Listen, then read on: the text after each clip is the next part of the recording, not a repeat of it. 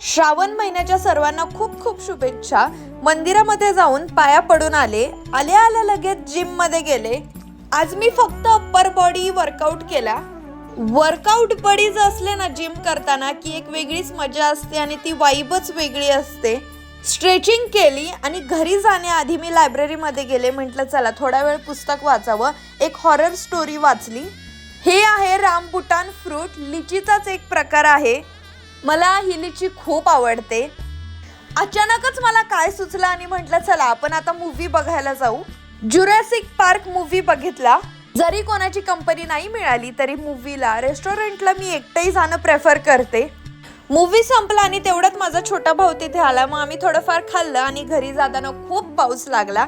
संध्याकाळी मात्र मी माझं स्नूकर आणि पूल खेळण्यासाठी हजेरी लावली। आजचा दिवस तर असाच गेला, तर भेटूयात उद्या। बाय।